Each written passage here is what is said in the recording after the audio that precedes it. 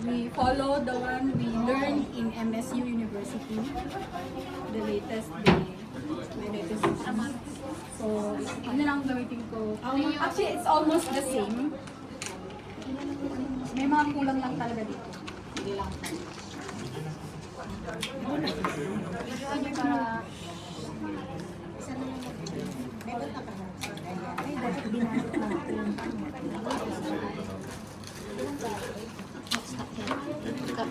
Yeah. Oh yeah. Saring malalim.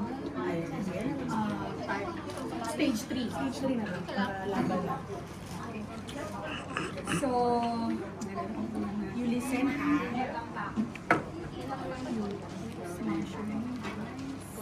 Ano measuring device na ito? Hindi ko kilala. Hello guys, I want to introduce myself. I'm Lobelia Gabon Mariano and I'm the advisor of Emerald Section. But even if I'm advisor of Emerald Section and Ma'am Tere is the advisor of Advance, we always Together. Cooperate. Okay. Okay, so guys, for the wound dressing return demonstration for your final assessment, of course, always remember the protocol. Okay, so for your final assessment, when you enter this area, you need to introduce yourself to the assessor and then give brief background about the topic. Wound dressing, NGT, colostomy, you need to give brief background. And then after that, proceed to protocol. So after you do your protocol, then do your Repair material. yes. So for the wound dressing,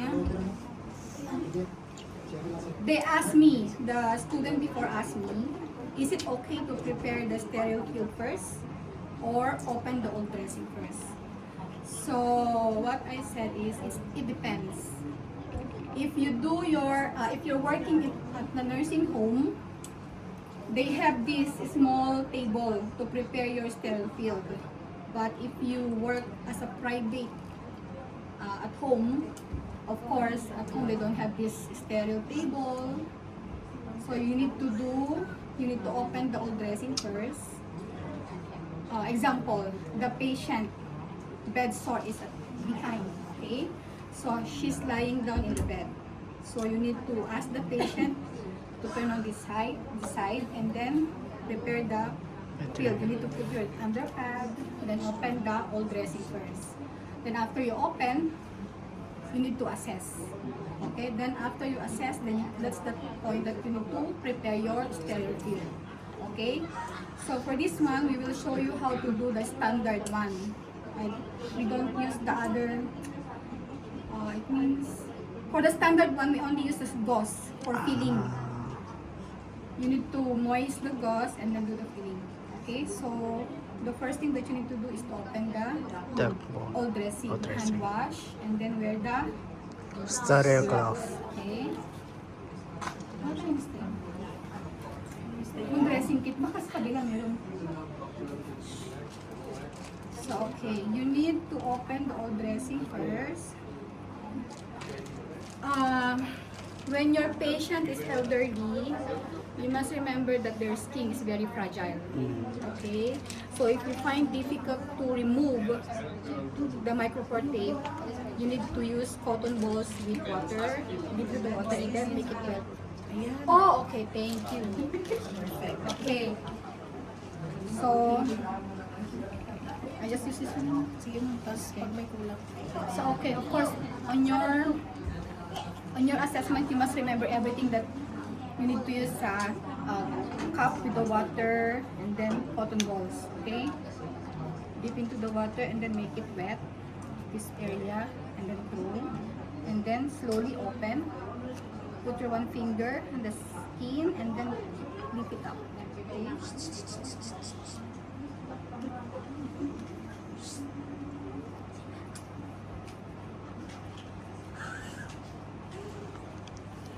Mga estudyante ko yun, pasensya na. baka magiging ko nyo doon kasabay nyo sa pag-graduate. Okay. You need to assess the old dressing. Assess the coca. Color, Color, odor, odor, consistency, amount. and then feeling. The same thing. You need to assess the coca. The same coca. Okay. So, after you assess, you need to assess also the Color. wound bed. Ah. Wound bed. You need to check the color inside. And then if there's any leaking bright red, it means if there's a fresh blood that coming out, it means there's something wrong inside. May Oh. bagong sugat. Okay? And then if there's any yellowish to greenish, It means may nana. yes. If there's this black thing, So it means infected.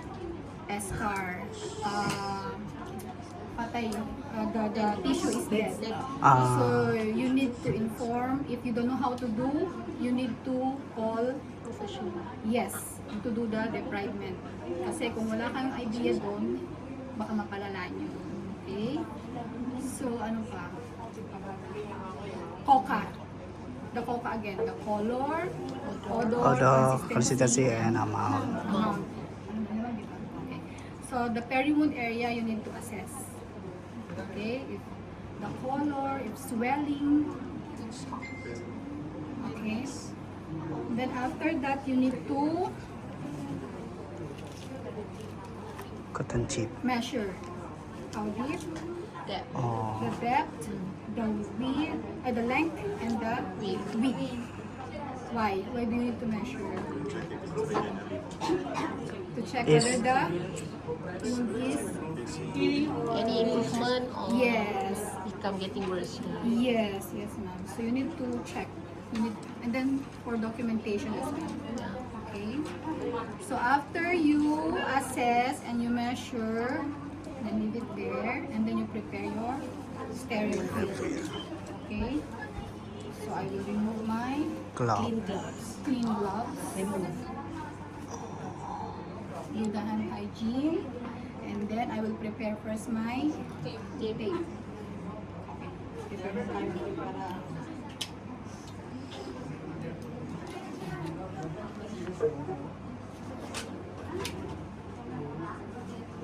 sino ba sa dressing ko?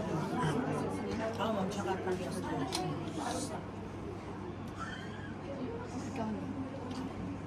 Kasi nabubog kasi kasi hindi siya sa host. Hindi yung With wala na yung responding sa pala.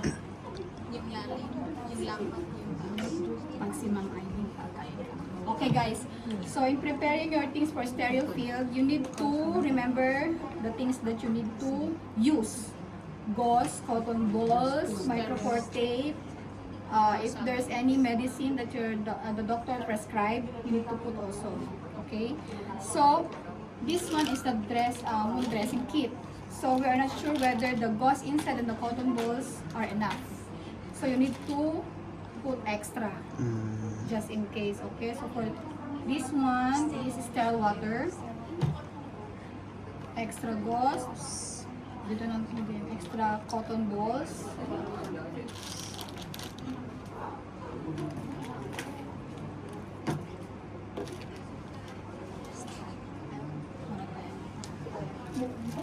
Hindi na lang muna tumang na. Okay, ito na lang muna.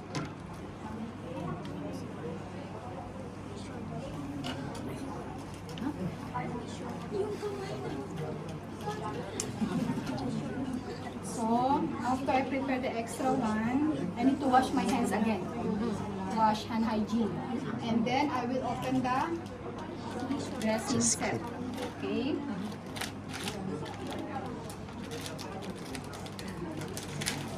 Saka na yung carbon.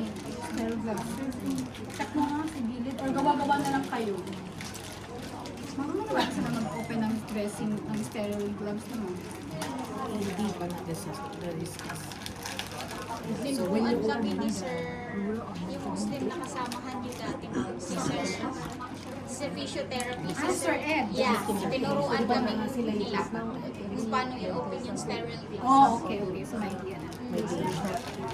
If you watch, Actually, si Sir Ted talaga ang nagsabi. Pero pwede naman ako na ganyan. Opening the wound dressing kit upside down. Upside down. Okay, and then you just hold the hip. Forceps. This one is forceps. Okay. Oh. So in opening, the wound dressing kit, wound dressing is far away. side Far first. away. Side.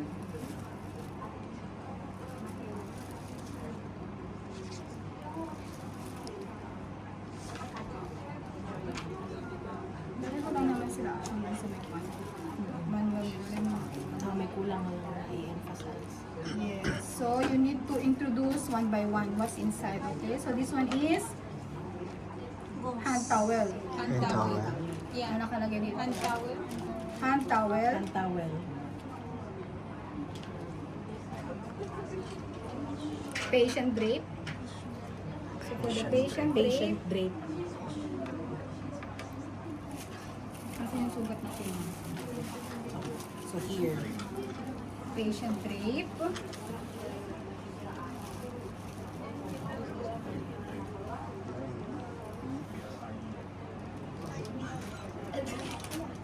Limpet bag. Limpet bag. So you Or can the trash. trash bag. You cannot put the trash bag here, here. You need to put a trash bag near you. Don't cross over the Oh. sterile field. Why? Of cross contamination. Contamination. Avoid contamination. So, hindi ko na ikakapit ha. Kapit ko na dito. Okay. So, this is the extra 2 forceps. Forceps. Extra 2 forceps. The gauze and the Cotton ball. cotton balls. Cotton balls. This is the compartment tray. Compartment tray. Yes, and this is the sterile field. So this one Throw. here. Okay.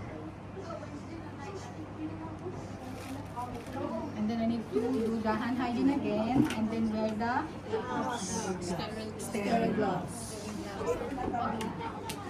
Have another glove. Sterile gloves. So we don't have the sterile gloves. Can we just make improvise? Sir Talong, help! Step how to wear. Wala ba tayong papel? Ano? ma'am? Expose. Yeah, expose. Kaya nga, wala tayong Because again, let the air while preparing. papel. Papel. Parang ganyan, parang ganyan siya, and then hold. Tapit mo lang. Tupit na lang. ah. Kumari ganyan na siya. Sir Ed. Sir Ed. Sir Ed. Sir Ed. Tapos, nakatupi siya ng ganun.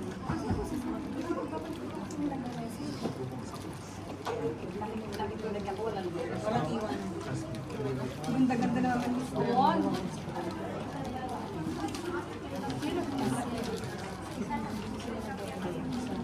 So, okay. Ganito siya. Naka-fold. Meron bang?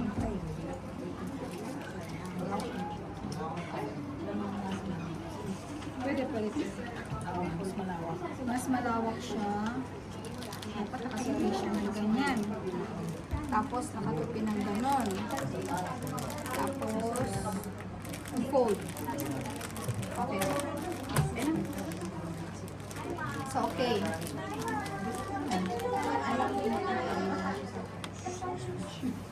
If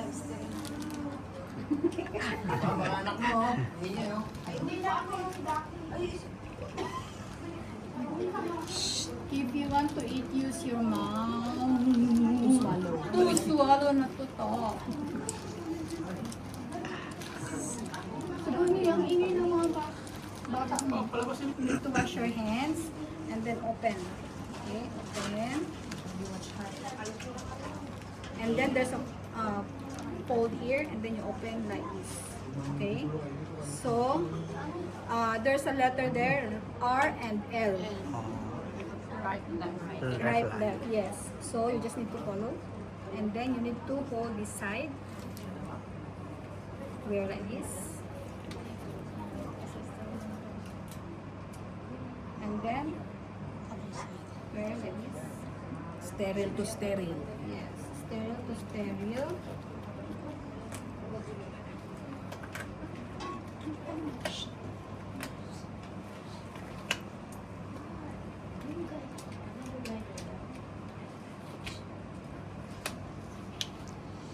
Okay. Then take in the middle, then here.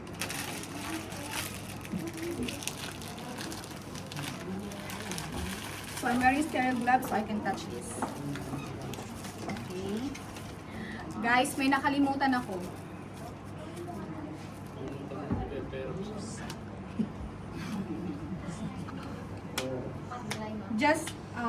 Just now I prepare all the things right. So you need to pour the sterile water. Okay? Sa tray. Yes, sa tray, sa compartment tray. Okay? So assume that this one already have Sterile water. Assume So I'm going to put all the cotton balls. Squeeze. Squeeze. Squeeze. Squeeze. Not too wet. Squeeze. Okay, for the boss, for filling. So we need to prepare for filling. This one is to cover. Cover. This one for filling. Oh. Filling. Kita nyo, kulang yung boss nila, di ba? So you can take from there. Filling. Okay? So for the filling, you need to set aside also. Squeeze a little bit. For this size. Ah. Okay, so done. Okay, now for cleaning, transfer from inner to outer. Inner to outer. One stroke is good. One stroke. Transfer from inner to outer, one stroke. Okay, again. Inner to outer.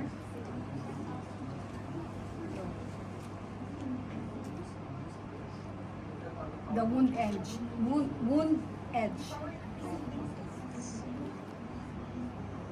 Okay. And then the last one, peri-wound area. Ah. Okay. And then again, peri-wound area. And then, pat dry. Try. Just pat dry the peri-wound area not inside. Okay. So after you pat dry, if there's any medicine like gel, ointment or cream, just put on your sterile gloves and then tap, tap, tap. Don't just tap, tap, tap. Or there's this spray, just spray. And then after that, you do the filling. Filling inside.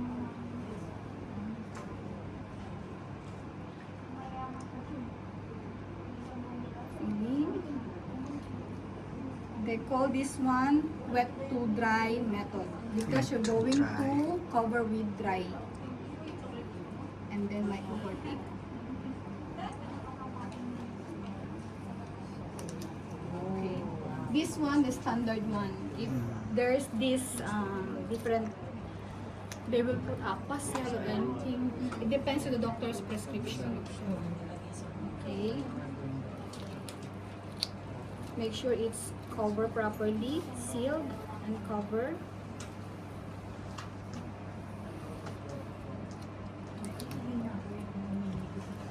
Cover properly.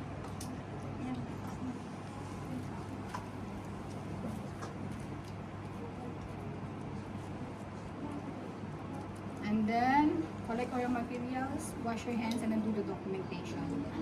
Some, after you do the documentation, some caregiver, they do some massage Ah. the area of the wound for blood circulation. Okay? So any question, guys? Just don't touch the compartment plate. A bit higher to avoid contamination. And then you wear your, wash hands and then wear your stethoscope. Okay? And for the cream or ointment, we can touch it, and then we step to the our Yes, because this field is already stereo. Ah, okay. This area is stereo. What to do to more fuzz is observed? And fuzz, sorry, what to do if bleeding or fuzz is observed? Because earlier we have to do coca, right? Yeah, Oh, yeah, And yeah. then if you notice that there's bleeding and then or fuzz, when you remove the dressing, what to do? Do we just let it air dry? Do we clean it? If you're not, if you don't know what to do, you need to call help. Because if you do it wrongly, it may damage the inner, Yeah. those new cell that growing, new cell that may have to grow to heal the wound, you might damage. And some they said use hydrogen peroxide, but actually they don't recommend or use hydrogen peroxide because hydrogen peroxide is very strong, so it may damage the whole tissue. Excuse me, ma'am. If let's say just now, like Patrick asked, if there's a bleeding or any something wrong with the wound, so we need to call the professional. If let's say these things happen at home, so definitely no professional at Yes, home, right? yes. So is it necessary for us to cover, Yes, only the general the dressing? standard dressing first, and then you need to Leave it. ask them to go to the clinic. You clean first. The thing that Use the things- standard. Yes, the standard one. And then you need to inform the family member that there's something Bring the inside. Then bring the patient patient to to the clinic to clean more inside because they need to debride. Yeah. They need to remove the pus. If there's a block thing, they Yeah. need to remove also that one. Because if they don't remove that one, yung mga Getting worse. it will get worse. Spread. It will spread. Right. It will spread. The one is not. They don't remove the one. It So will it's, spread. it's not problem for us to touch the. Yeah, the you just spot. clean as Clean usual. Alright. But you need to inform the family member that you need to send your mother or your father The patient to to the the clinic to clean inside one because I saw blocking or there's a pus inside it and I don't want to touch it because I don't have any idea how to remove it like that. Alright. Because if in the clinic they will do some suctioning, Yes. they will do scraping. Right. So any more questions? So for the possible like apply the cream or ointment, can we use the cotton strip? Yeah, you can also. Can use because we use the hand might be touched not completely, And right? also, if there's any available also that might think help, and you might think cannot contaminate the wound, you can use that one. And Better, have safer. the limit amount that they use the cream or Yeah, very thin only. Cannot Oh. put a lot. Because it's getting wet, right? Yes. If you put a lot cream and then you put the filling, Yeah. right? okay. So better apply thin. Oh, one more thing, ma'am. Just now you said that we need to measure the coca, right?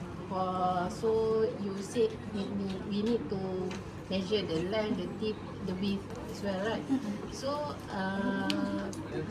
no ruler or any measurement tape. So we just Actually, estimate, right? Oh, need, right? Oh. But we don't okay. have here. Oh, so means that equipment also included in the Yes. materials. Okay. Measuring device or ruler.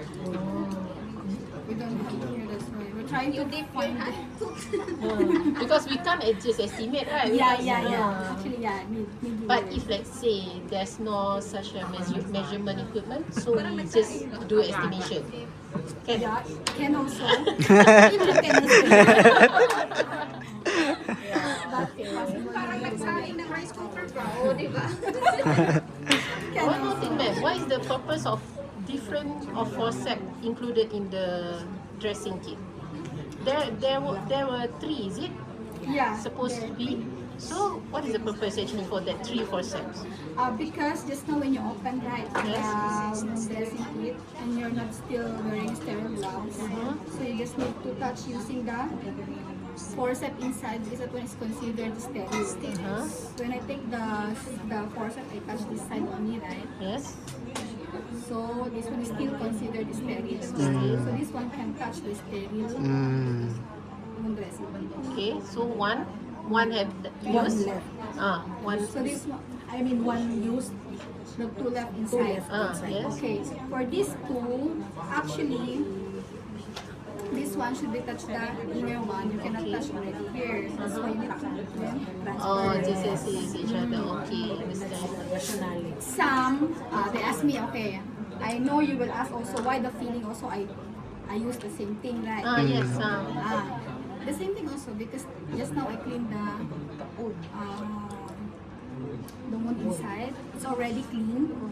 It's already clean. So it's okay already to use the feeling to fill in just to ano say parang i-assist Push, yeah. assist mo lang siya. Just assist to push in Okay. the gauze. You can also use your hand to put actually. Because it's sterile, your gloves. You can use also the hand if you think that this forceps is already contaminated. You can use your hand to put the filling because you're wearing sterile gloves, sterile things, sterile to sterile. One more thing, sorry ma'am. Just want to get confirmation. Regarding the sterile glove, so like NGT, we need to use dominant hand first or this, right? And non-dominant. So is it necessary for us to implement the same way in wound dressing? Dominant hand first, then only non-dominant hand. Is it necessary? Because previous our advisor, I mean Sir Yusuf. Sir Yusuf. Yeah, Sir Yusuf teach us that we need to ensure once we want to use the sterile glove, use the dominant hand first instead of non-dominant. Is it necessary? Wearing the stereo glove. I think also can. I do. And then we also that if the one sterile gloves, if you touch that things there, so it means Yeah, not can sterile also. at all. So it means the other sterile gloves. Maintain the sterility. Yeah. Yes, can also. Okay. The MGT is sterile. CBD? So say the MGT use the tracheostomy. Tracheostomy. NGT, right? Tracheostomy. Tracheo, yeah, sorry, sorry. Yeah, tracheostomy. Yes, yes, yes. You can apply also. Yeah, so same. NGT yun din naman eh. Yes, you can apply. You can apply as well. The dominant and non-dominant. For tracheostomy care, yes, dominant and non-dominant. Some also they don't wear any gloves to the undominant and non-dominant. Dominant you wear sterile gloves, right, for tracheostomy. Yeah, you can apply also that one. Ma'am, may I know, after this we need to do the documentation for the COCA, right? Yes. So if let's say like the patient is asked us go to their home to help them to do the cleaning the wound, so the documentation is we need to write and send to the parents or what? Yes. Or we just keep it? You need to inform also the family member. Especially when you notice any abnormalities into the wound, you need to inform. Document also. Like if there's any problem with the patient, it will use also as an evidence.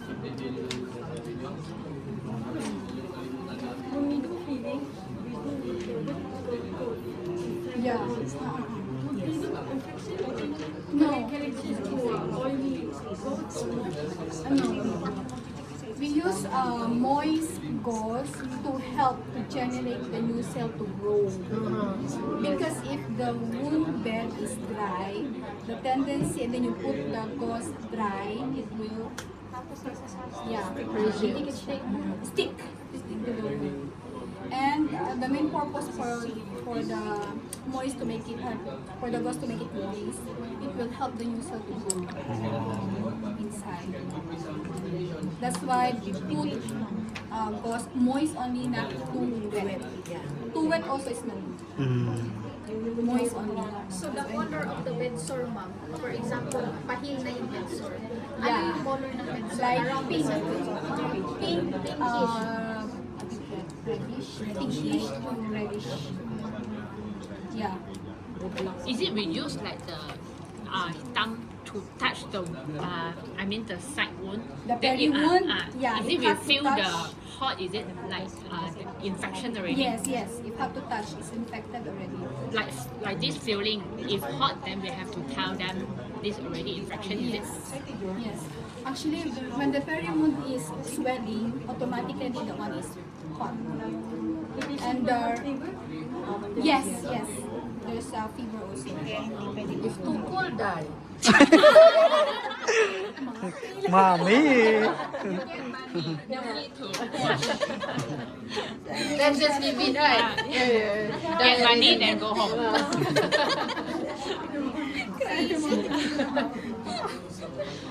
Any more questions, guys?